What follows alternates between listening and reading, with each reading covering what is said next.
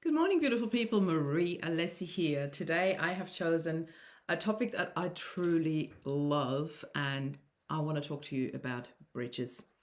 For me, I cannot even begin to tell you how long I've been fascinated by bridges. And I know my dad used to be a constructional engineer, and he was responsible for building a really important bridge in Austria, and he was overseeing the entire project. I'm not really sure if it started back then, but certainly if it hadn't, then it started when I first saw the Harbour Bridge, and that was in 1997. So I'm not here to take you down the path of memory lane here, but I'm here to talk to you about the importance of bridges and in particular the symbolism of it. For me, bridges always stand for connection. How do I build a connection from one point to the other so I can come across safely? And that's a key word here, because yesterday I spent an entire day with a friend of mine, and we were talking about our businesses and the differences and the similarities that we had in our businesses. And I really boiled it down to the point where loving life after loss is truly a bridge from our traditional paradigm of how we are used to dealing with grief to the growth paradigm, as in, how do I actually allow myself to grow through grief?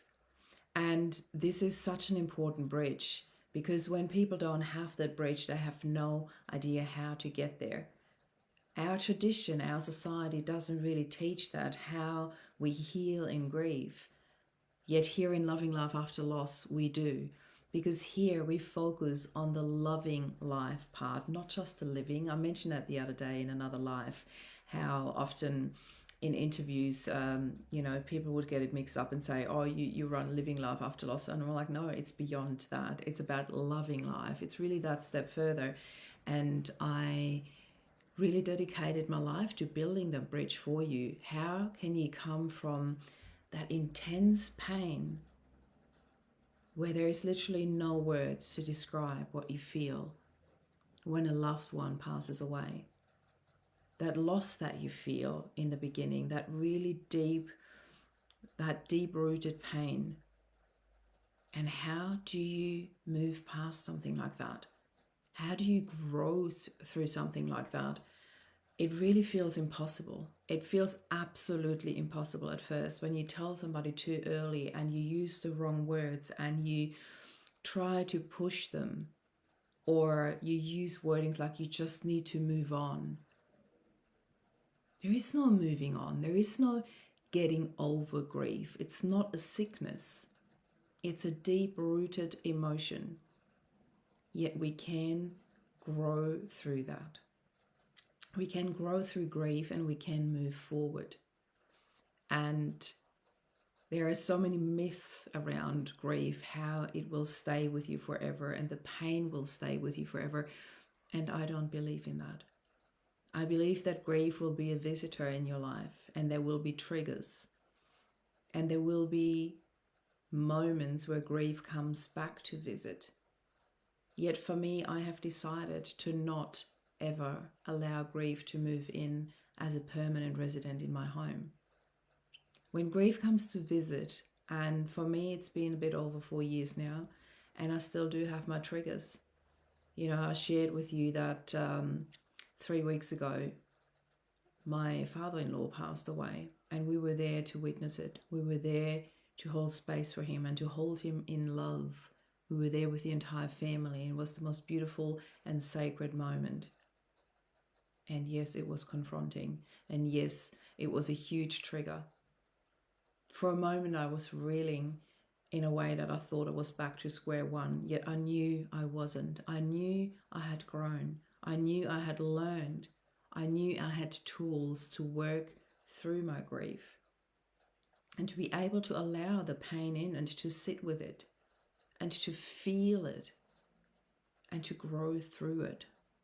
To be there to hold space for my boys and also for the family. It really pulled us again closer together, which often happens. So for me, it was a really important reminder of what we do here in Loving Life After Loss. We build that bridge. We build that bridge from this intense pain, excruciating pain that you feel, to getting to the other side where you realize that it is possible to love life again, to embrace life, to allow it all in. Because on the other side of that bridge, when you get to the loving life after loss part, this is when you realize the perspective of your loved one. This is when you realize how your loved one would want you to live your life. And for many, I understand that this is impossible to look at, or impossible to even grasp that idea of it at the beginning when there is nothing but that intense pain. But this is what we're here for. This is what I have built this movement for, what all of you have come together to do, to hold space for one another, to be there and to be shining examples for those who are at the beginning of the journey, to show them that it is possible, that the bridge that we have built is safe to walk across, to even jump on. It is safe. It will hold you. And I'm here to hold your hand to walk across. And I'm here to urge you to reach out and talk to me about how I can help you on that path. Whether that be just by holding space, or whether that be to help you through with our healing journeys, or by talking to others who've walked a path. There are multiple opportunities in our group. There are so many options that you can choose from. And I understand that at first it is impossible. Oh my God, you wouldn't believe this. I understand at first it is impossible to actually think about the opportunity of healing. And as I'm saying this, I saw something in the corner of my eye, and I looked across, and I live in a small country town, and there's a couple of deer running down the road in the middle of the day. I haven't seen this in such a long time. It is so beautiful. I always love it when things like that happen. See, speaking about the impossible, you wouldn't think you would see that in the middle of the day here, but things are happening, and I want you to experience that. I want you to experience healing. I want you to allow yourself to see what's on the other side. And I really love that, because when you think of the image of a bridge, how it bridges a gap where you would not be able to either walk through the depth. You might not be able to walk through it, or it would take days or weeks to find your path through it. But when you find a bridge where you know it is safe to cross, it is secure to walk across, wouldn't you rather walk that bridge than having to walk through the depth of it all, where you don't even know whether there's a path through, where you can't see the path from where you're standing? I have built that bridge for you with so many others in our group that are here to hold space for you, that are here to show you, I am on the other side. It's safe. You can cross the bridge. We are here to help you across. And I love that analogy of those bridges when you think about what they stand for, the connection. And this is what I love about our movement. In Loving Life After Loss, you find connection, you find love, you find support. You will always find somebody to hold space for you, somebody who's walked across that bridge, somebody who understands how intense that pain is at the beginning, and somebody to show you that that pain actually can go away. It can heal. When I think back 4 years ago from now, and add 2 months to that, the moment when I heard about Rob's passing, I would have had no idea where I would be standing today and how strong I would feel. And even though right now I am feeling the rawest I have felt in a really long time, When Rob's dad passed away, it triggered a lot of things for me. It made me feel so vulnerable again.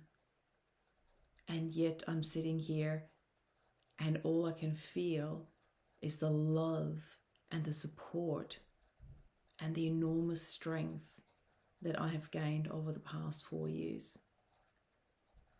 And yes, I was the initiator in creating that.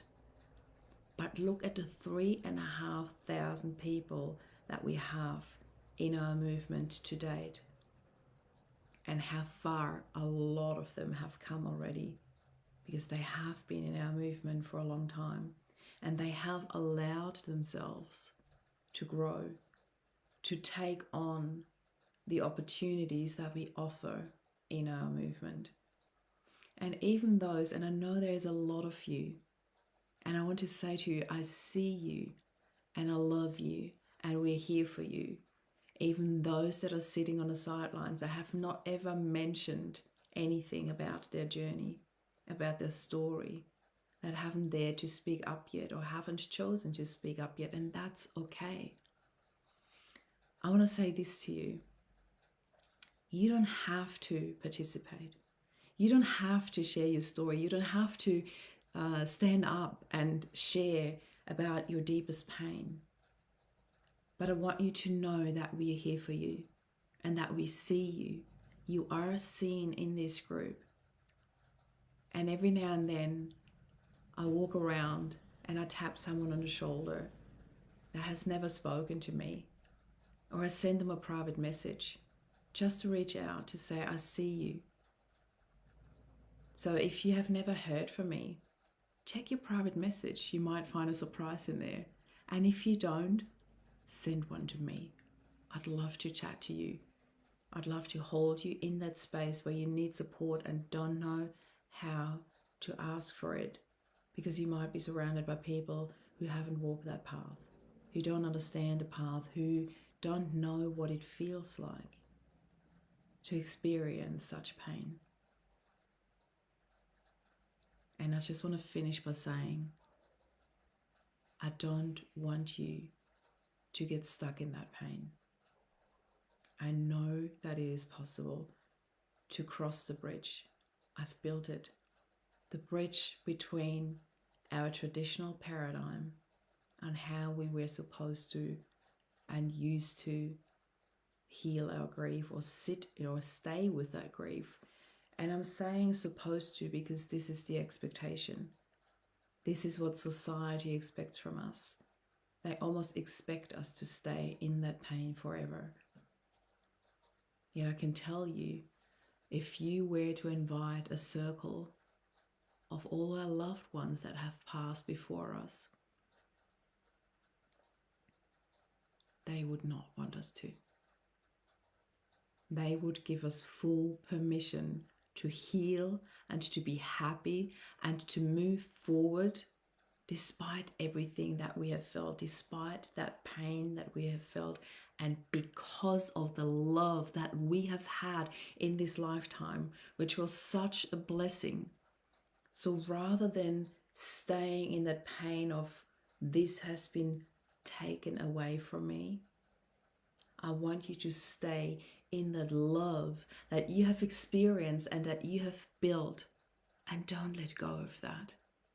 Carry that love forward in your heart and allow yourself to cross that bridge to the other side, where there is growth, where there is love, where there's connection, where there is countless opportunity for you to strive. I invite you to cross the bridge today. Send me a private message and I'll share with you how. I'm sending you so much love. This is Marie. Bye for now.